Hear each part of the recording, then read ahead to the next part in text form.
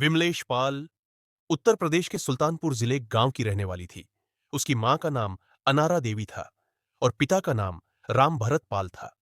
अनारा देवी की 4 बेटियां थीं। 2 बड़ी बेटियों की शादी हो चुकी थी। तीसरी बेटी विमलेश और सबसे छोटी बेटी मां के साथ ही रहती थी। लेकिन साल 2013 में विमलेश की दुनिया हिल गई। उसके पिता राम भरत पाल की उत्तर प्रदेश पुलिस में सेवा करते हुए ही मृत्यु हो जाती है। लेकिन विमलेश हार नहीं मानती। पिता की मृत्यु के बाद मृतक आश्रित कोटे में उसे पुलिस की नौकरी मिल जाती है। साल 2017 में वह उत्तर प्रदेश पुलिस में सिपाही बन जाती है। अब विमलेश अपने पूरे परिवार की मुख्य कमाने वाली बन जाती है। घर का भरण पोषण, छोटी बहन की पढ़ाई, मां की देखभाल, सभी जिम्मेदारियां उसी के नाजुक कंधों पर आ जाती हैं। परिवार वाले उसका बहुत सम्मान करते थे। उन्होंने कहा था कि वह अपनी मर्जी से शादी करे, जब चाहे, जिससे चाहे। उन्हें कोई आपत्ति नहीं थी। साल 2017 में विमलेश की पोस्टिंग बाराबंकी जिले के सूबेहा थाने में हो जाती है। यह एक नया शहर था, नई जिम्मेदारियां थीं और नई उम्मीदें भी। विमलेश एक कर्तव्यनिष्ठ सिपाही थी। अपनी ड्यूटी को बहुत गंभीरता से लेती थी। रैंक एंड फाइल में उसकी अच्छी छवि थी। बाराबंकी में ही इंद्रेश मौर्य नाम का एक पुलिस सिपाही भी तैनात था। इंद्रेश सुल्तानपुर के प्राणनाथपुर गांव के अखंड नगर थाना क्षेत्र का रहने वाला था। दोनों की मुलाकात 2017 में होती है। शुरुआत में बस एक सामान्य परिचय था। दोस्ती से शुरू हुआ रिश्ता धीरे धीरे कुछ और में बदलने लगता है। इंद्रेश की बाराबंकी के अलग अलग थानों में पोस्टिंग होती रहती थी। कभी रामनगर में, तो कभी देवा में, फिर फतेहपुर, मसौली, बदोसराय। इस तरह के थानों में उसकी तैनाती होती रहती है। लेकिन हर पोस्टिंग के बावजूद विमलेश और इंद्रेश के बीच संपर्क बना रहता है। धीरे धीरे ये दोस्ती प्रेम में बदल जाती है। 2017 से लेकर 2024 तक, यानी पूरे 7 साल विमलेश और इंद्रेश के बीच प्रेम संबंध चलते रहते हैं। लेकिन जैसे जैसे समय बीतता जाता है, विमलेश के मन में एक ही बात घर करने लगती है। वह चाहती थी कि इंद्रेश उससे विधिवत शादी करे, उसे पत्नी का दर्जा दे, समाज में उसे सम्मान मिले। समय बीतने के साथ विमलेश का यह दबाव बढ़ता जाता है। वह बार बार इंद्रेश से कहती है, मैं तुमसे शादी करना चाहती हूं, तुम मुझे पत्नी के रूप में स्वीकार करो। लेकिन इंद्रेश हमेशा टाल मटोल करता रहता है। वह शादी करने के लिए तैयार नहीं था। हमेशा कोई ना कोई बहाना, कोई ना कोई देरी। और फिर विमलेश को एक बात पता चलती है जो उसकी दुनिया हिला देती है। इंद्रेश की शादी कहीं और तय हो रही थी, किसी दूसरी लड़की से। जब विमलेश को यह पता चलता है तो वह टूट जाती है। वह इंद्रेश से कहती है, तुमने मेरे साथ प्यार किया, रातें मेरे साथ बिताई, वक्त मेरे साथ बिताया, और अब किसी और से शादी कर रहे हो। यह उसके लिए एक झटका था। 7 साल का प्यार, 7 साल की उम्मीदें, सब कुछ एक झटके में बिखरने लगा था। फरवरी 2024 विमलेश पाल के जीवन का सबसे कठिन महीना। जब उसे पता चलता है कि इंद्रेश उसे धोखा दे रहा है, तो वह एक बड़ा फैसला लेती है। वह सीधी बाराबंकी के नगर कोतवाली थाने में जाती है और वहां जाकर अपने साथी पुलिसकर्मी के खिलाफ एक गंभीर शिकायत दर्ज कराती है। उसका आरोप था, इस सिपाही ने मेरे साथ कई साल तक मेरा लगातार यौन शोषण करता रहा, और जब मैं शादी की बात करती हूं तो वह शादी करने से इनकार कर देता है। पुलिस अधिकारियों को जब यह शिकायत मिलती है तो वे विमलेश से कहते हैं कि अपनी सारी परेशानी को एक प्रार्थना पत्र पर लिखकर लाए। विमलेश अपनी पूरी तहरीर लिखकर लाती है। उसके आधार पर सिपाही इंद्रेश मौर्य के खिलाफ बलात्कार का मुकदमा दर्ज किया जाता है। यह एफआईआर इंद्रेश की जिंदगी में एक भूचाल के समान थी। जैसे ही इंद्रेश मौर्य के नाम एफआईआर दर्ज होती है, उसकी दुनिया उल्टी हो जाती है। एक तरफ नौकरी का संकट, दूसरी तरफ सामाजिक बदनामी का डर। उसकी जो शादी दूसरी जगह तय हो रही थी, वह भी टूट जाती है। लड़की वाले कहते हैं, का मुकदमा है, हम यह रिश्ता नहीं कर सकते। परेशान इंद्रेश कुछ लोगों से सलाह लेता है। तब उसे एक ऐसी सलाह मिलती है जो बिल्कुल फिल्मी लगती थी, लेकिन इंद्रेश के लिए यह एक जीवन रक्षक उपाय लगता है। अगर तुम इस एफआईआर से बचना चाहते हो तो उस लड़की से शादी कर लो। एक बार शादी हो जाए तो मजिस्ट्रेट के सामने वह अपना बयान बदल देगी, केस खत्म। और फिर इंद्रेश एक नाटक करता है। वह विमलेश का हाथ पकड़कर सीधे एक मंदिर में ले जाता है। मंदिर में भगवान की मूर्ति के सामने खड़े होकर वह कहता है, विमलेश, मैं भगवान को साक्षी मानते हुए तुम्हें आज से अपनी धर्मपत्नी के रूप में स्वीकार करता हूं। और उसकी मांग में सिंदूर भर देता है। विमलेश को लगता है आखिरकार उसका 7 साल का इंतजार खत्म हो गया। वह बेहद खुश हो जाती है। उसका सपना पूरा हो गया था। मंदिर में शादी के बाद दोनों आर्य समाज मंदिर में जाकर कोर्ट मैरिज भी कर लेते हैं। अब यह एक कानूनी शादी थी। इसके बाद मामला मजिस्ट्रेट के सामने जाता है।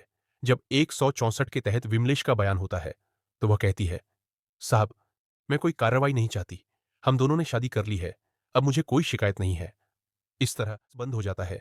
इंद्रेश को राहत मिलती है, लेकिन यह राहत अस्थायी थी, क्योंकि इंद्रेश का असली इरादा कभी भी विमलेश से सच्ची शादी करना नहीं था। शादी के कुछ महीने बाद इंद्रेश की पोस्टिंग बाराबंकी से हरदोई में हो जाती है। यह ट्रांसफर विमलेश की मृत्यु से लगभग 6 से 7 महीने पहले का है। अब इंद्रेश हरदोई में रहने लगता है। विमलेश अकेली बाराबंकी में सुबेहा थाने के पास एक किराए के कमरे में रहती है। हालांकि कोर्ट मैरिज हो चुकी थी, लेकिन इंद्रेश विमलेश को अपनी पत्नी के रूप में स्वीकार नहीं कर रहा था। वह उसे अपने साथ नहीं रखता था। विमलेश बार बार इंद्रेश से कहती रहती थी, मैं तुम्हारी कानूनी पत्नी हूं, मुझे पत्नी का दर्जा दो, मुझे अपने साथ रखो। जैसे एक पत्नी अपने मायके से विदा होकर ससुराल जाती है, मुझे भी वैसे ही सम्मान दो। लेकिन इंद्रेश इस बात को बिल्कुल बर्दाश्त नहीं कर पा रहा था। वह विमलेश की इस मांग से परेशान रहता था। और फिर एक और सच सामने आता है। जांच में पता चलता है कि इंद्रेश ने विमलेश के नाम से 5 लाख रुपए का लोन लिया था। विमलेश को लगता था कि इंद्रेश उसका पति है, इसलिए उसने लोन लेने पर कोई आपत्ति नहीं की, बल्कि उसने अपने नाम से लोन दिलवाने में इंद्रेश की मदद भी की। लेकिन इंद्रेश इस पैसे को अपने निजी कामों में इस्तेमाल करता था, और जब विमलेश उससे पत्नी के रूप में रहने की मांग करती तो वह कह देता, तुम्हारा कर्जा है मेरे ऊपर, पहले वो चुकाओ।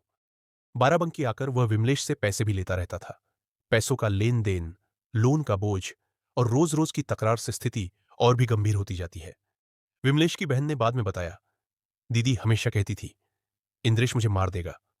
27 जुलाई 2025 रविवार की सुबह, विमलेश पाल के जीवन का आखिरी दिन। उस दिन उसकी रामनगर स्थित लोदेश्वर महादेव मंदिर के गर्भगृह में ड्यूटी लगी थी। सावन का महीना चल रहा था। मंदिर में भक्तों की भीड़ होती थी। दोपहर लगभग 3 बजे उसे सुबेहा थाने से ड्यूटी के लिए निकलना था। उसी दिन इंद्रेश मौर्य ने 8 दिन की छुट्टी ली थी। उसने बताया था कि वह समीक्षा अधिकारी ARO की परीक्षा देने के लिए लखनऊ जा रहा है। 26 जुलाई को ही वह लखनऊ पहुंच चुका था। अपने मामा के घर अलीगंज में रुका था। 27 जुलाई की सुबह परीक्षा दी और फिर अपनी असली योजना को अंजाम देने की तैयारी शुरू की। इंद्रेश को विमलेश की ड्यूटी का समय पता था। उसे यह भी पता था कि विमलेश को सुबेहा थाने से रामनगर जाना होगा और इसके लिए उसे बिंदौरा पुल के पास से गुजरना होगा। इंद्रेश ने अपनी वैगन आर कार ली और बाराबंकी की तरफ निकल पड़ा। दोपहर के समय इंद्रेश बिंदौरा पुल के पास अपनी कार खड़ी करके विमलेश का इंतजार करने लगा। उसने पहले से ही विमलेश को फोन करके उसका लोकेशन ट्रैक किया था। जब विमलेश वहां से गुजरी तो उसने इंद्रेश की कार देखी। उसे कोई शक नहीं हुआ, आखिर वह उसका पति जो था। दोनों सड़क पर खड़े होकर लगभग 10 मिनट तक बातचीत करते हैं। इंद्रेश बहुत सामान्य व्यवहार कर रहा था, कोई गुस्सा नहीं, कोई तनाव नहीं। बातचीत के दौरान विमलेश ने कहा, मुझे लघु शंका के लिए जाना है, यानी उसे टॉयलेट जाना था। इंद्रेश ने कहा, चलो हाईवे से थोड़ा दूर चलते हैं। दोनों हाईवे से लगभग 400 मीटर दूर खेतों की तरफ चले गए। विमलेश ने कहा, मैं अभी आती हूं, और वह टॉयलेट के लिए थोड़ी दूर जाकर बैठ गई। यह उसकी जिंदगी का आखिरी क्षण था। जैसे ही विमलेश टॉयलेट के लिए बैठती है, इंद्रेश चुपचाप उसके पीछे जाता है। उसके हाथ में एक भारी लोहे की रॉड थी जो उसने पहले से ही तैयार रखी थी। पूरी ताकत से पीछे से विमलेश के सिर पर वार करता है। थड़ की आवाज, और विमलेश तुरंत गिर जाती है। लेकिन इंद्रेश का काम यहीं खत्म नहीं होता। वह यह पक्का करना चाहता था कि विमलेश की मौत हो जाए। सिर पर वार करने के बाद वह उसका गला घोंटता है। विमलेश सांस रुक जाती है। वह हमेशा के लिए चुप हो जाती है। वह आवाज, जो सिर्फ पत्नी का दर्जा मांग रही थी, हमेशा के लिए बंद हो जाती है। लेकिन इंद्रेश का काम अभी भी पूरा नहीं हुआ था। पुलिस की जांच के अनुसार उसने विमलेश के चेहरे को जलाने की भी कोशिश की। एसिड या कोई रासायनिक पदार्थ डालकर उसका चेहरा बिगाड़ दिया ताकि पहचान मुश्किल हो जाए, और फिर वह शव को वहीं खेत में छोड़कर चुपचाप निकल जाता है। के बाद इंद्रेश अपनी पूर्व निर्धारित योजना के अनुसार काम करता है। वह अपनी कार से रानी बाजार, त्रिलोकपुर, फतेहपुर कृषि होते हुए रात 1 बजे लखनऊ पहुंचता है। लखनऊ पहुंचकर वह अपने मामा के घर रात बिताता है। सुबह से ही वहां था, रात को भी वहीं सो जाता है। एक परफेक्ट अलीबाई बनाने के लिए इंद्रेश ने अपना फोन लखनऊ में ही छोड़ा था, ताकि पुलिस उसे ट्रैक करे तो लगे कि वह लखनऊ में ही है।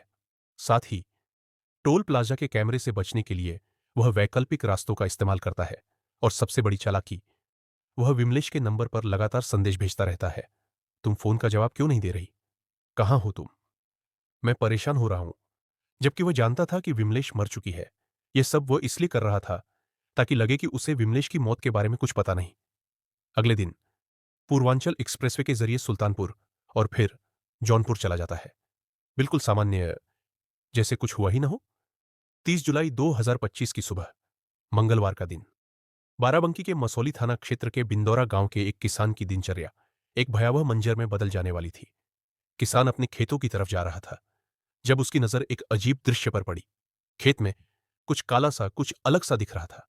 जैसे जैसे वह नजदीक जाता है, दृश्य और भी डरावना होता जाता है। एक लाश, महिला पुलिस की वर्दी में, आधे कपड़े तन पर, आधे उतरे हुए। कौवे उस लाश की आंखें खा रहे थे। चेहरे पर कीड़े रेंग रहे थे। चेहरा पूरी तरह से जला हुआ और झुलसा हुआ था। ऐसा लग रहा था जैसे किसी ने जानबूझकर चेहरे को बिगाड़ने की कोशिश की हो।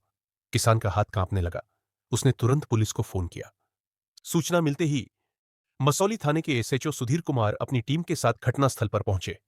चूंकि यह एक पुलिसकर्मी का मामला था, इसलिए जानकारी तुरंत ऊपर तक पहुंची। एएसपी अर्पित विजय वर्गीय और आईजी अयोध्या रेंज प्रवीण कुमार दोनों घटनास्थल पर पहुंचे। फोरेंसिक टीम बुलाई गई। पूरे इलाके को सील कर दिया गया। शव के पास मोबाइल फोन पड़ा था।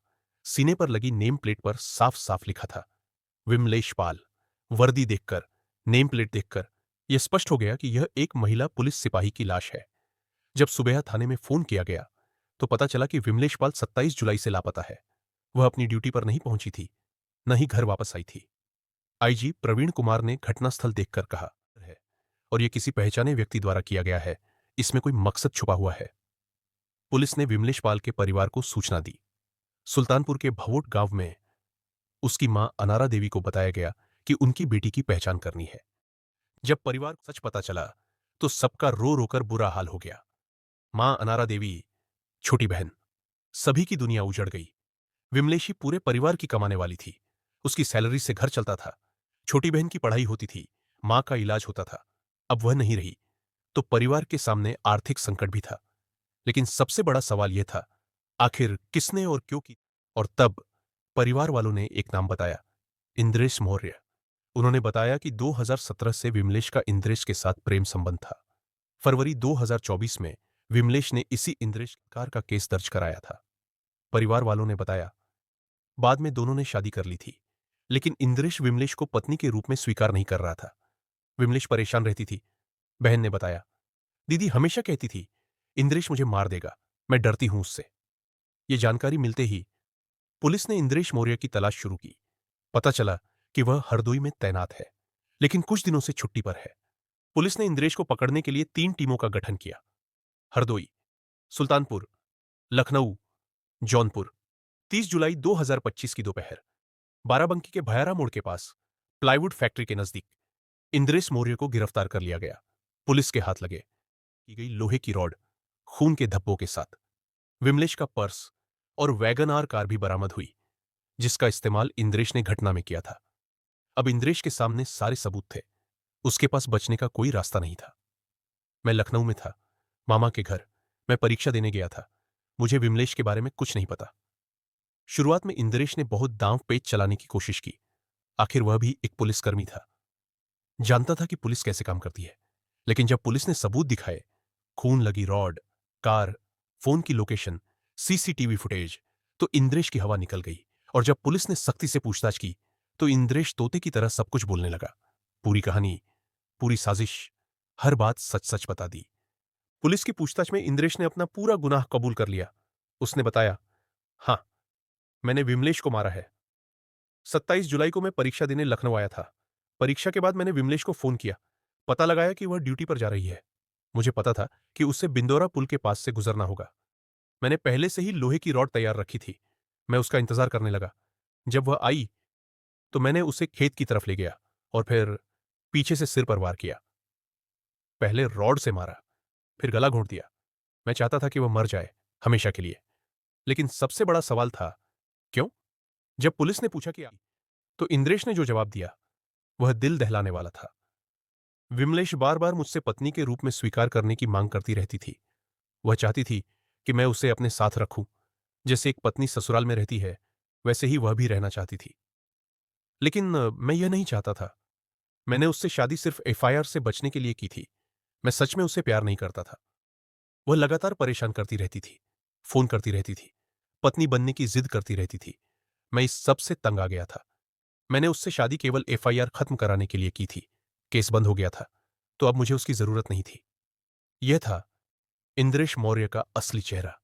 9 साल तक एक मासूम लड़की के साथ खेलने वाला, उसका इस्तेमाल करने वाला और अंत में उसे मार देने वाला।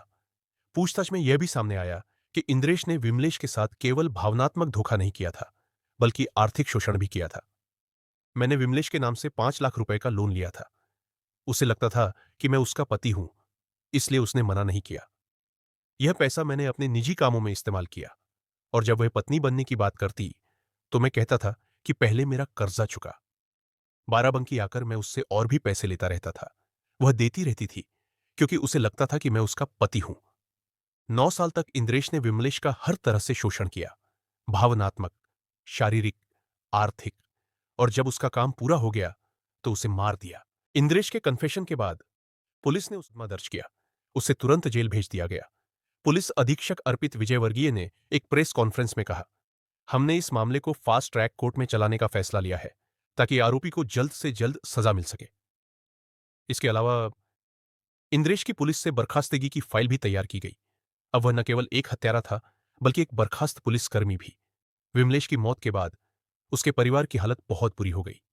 मां अनारा देवी और छोटी बहन दोनों पूरी तरह से विमलेश पर निर्भर थे। अब जब विमलेश नहीं रही, तो घर चलाने वाला कोई नहीं था। छोटी बहन की पढ़ाई, मां का इलाज, सबके लिए पैसे की जरूरत थी।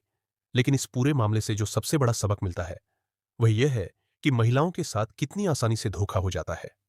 कई पुरुष महिलाओं के साथ प्रेम का नाटक करते हैं, उनका इस्तेमाल करते हैं, और जब काम खत्म हो जाता है तो उन्हें फेंक देते हैं। विमलेश का मामला इसका एक जीता जागता उदाहरण है। 30 जुलाई को विमलेश पाल का अंतिम संस्कार किया गया। उसके परिवार के अलावा स्थानीय पुलिस अधिकारी भी मौजूद थे। पुलिस ने उसे पूरे सम्मान के साथ विदाई दी। आईजी और एसपी दोनों उसके अंतिम संस्कार में शामिल हुए। यह है हमारे समाज के एक कड़वे सच का आईना, लेकिन न्याय की आशा है। इंद्रेश मौर्य को सजा मिलेगी। फास्ट ट्रैक कोर्ट में केस चल रहा है। लेकिन सबसे जरूरी बात यह है कि ऐसे मामले आगे न हो। हमारी बेटियों को, हमारी महिलाओं को सुरक्षित माहौल मिले, इसके लिए हम सबको मिलकर काम करना होगा। महिलाओं का सम्मान करना होगा, उनके साथ धोखा करना बंद करना होगा। बाकी आपके क्या विचार हैं? क्या आपको लगता है कि इस तरह के मामलों से कैसे बचा जा सकता है? प्लीज मुझे कमेंट करके बताइएगा। मिलते हैं अगले वीडियो में। तब तक के लिए विमलेश पाल की आत्मा को शांति मिले और हमारे समाज में ऐसी घटनाएं दोबारा ना हो, इसी प्रार्थना के साथ न्याय होगा, जरूर होगा। सत्य की हमेशा जीत होती है। नमस्कार।